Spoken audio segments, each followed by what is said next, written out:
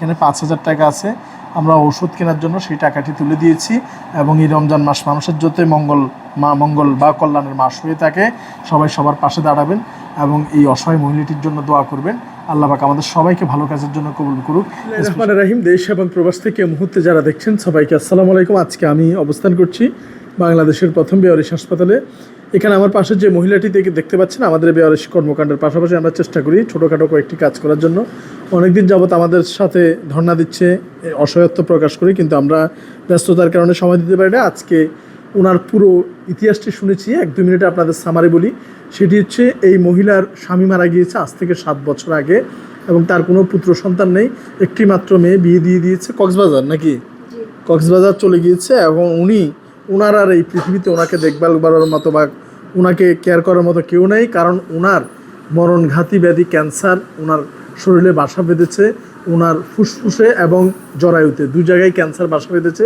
জরায়ু অপারেশনে জরায়ু কেটে ফেলে দেওয়া হলেও ফুসফুসের ক্যান্সার থেকে আর রক্ষা পাচ্ছে না। তাই এই মুহূর্তে একা কীভাবে ধুকে ধুকে ওষুধ কেনার পয়সাটুকু তার কাছে নেই। এই দুরবস্থায় আশপাশ থেকে কেউ এগিয়ে না আসলেও আমরা চেষ্টা করেছি সাধ্যমতো থাকার জন্য।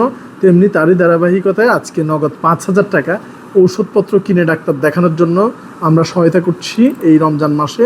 আল্লাহ পাক এটি একটি জাকাত ফান্ডের কার্যক্রম, আর যা স্পন্সর করছে আমেরিকা প্রবাসী আমার আম্মু এবং ঢাকার জুয়েন্টি। ধন্যবাদ জানাচ্ছি আমেরিকা প্রবাসী আম্মু এবং ঢাকার জুয়েন্টিকে। আমরা টাকাটি দেওয়ার আগে ওনার যদি একটু কথা শুনি। আপনার নাম কি? পারভিন বেগম। আপনার দেশের বাড়ি কোথায়? আমার দেশের বাড়ি চাঁদপুর। চাঁদপুর কোন জায়গায়, কোন থানা? থানা মতলব। চাঁদপুর মতলব কোন জায়গায়? মতলব জেলা চাঁদপুর, থানা মতলব। আর যে জায়গায় থাকেন ওই জায়গার নাম কি? মাস্টারবাড়ি। চাঁদপুর জেলার মতলব থানার মাস্টারবাড়ি নামক এলাকায় বসবাস। এবং আপনার স্বামী মারা যায় কত বছর আগে? 7 বছর। আর একমাত্র মেয়ে বিয়ে দিয়ে দিচ্ছেন, আর ছেলে নাই? আচ্ছা, তো আপনার কি কি ক্যান্সার ধরা পড়ছে? আমার লিভার ক্যান্সার কথা বলছে, লিভারে একটা এখনো টিউমার, লিভারে টিউমার, আর একটা জরায়ু ক্যান্সার। 3.5 কেজি। আচ্ছা, এটা কেটে ফেলে দিছে। আচ্ছা, তো এখন ওষুধপত্র বা দেখভাল করার কেউ নেই আপনাকে? আচ্ছা, সাহায্য সহযোগিতা নিয়ে চলছে।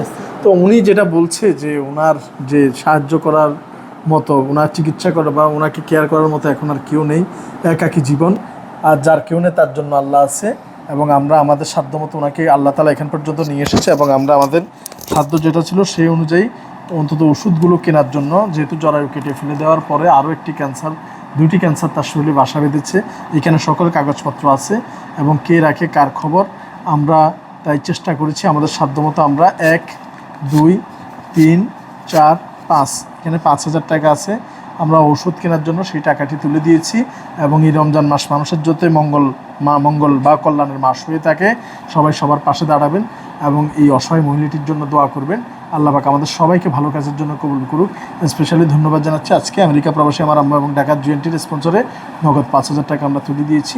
ইনশাআল্লাহ ভবিষ্যতেও এই ধরনের ধারা যাতে আমাদের অব্যাহত থাকতে পারে এবং এরকম অসহায় মানুষের পাশে যাতে আমরা আরও বেশি করে দাঁড়াতে পারি।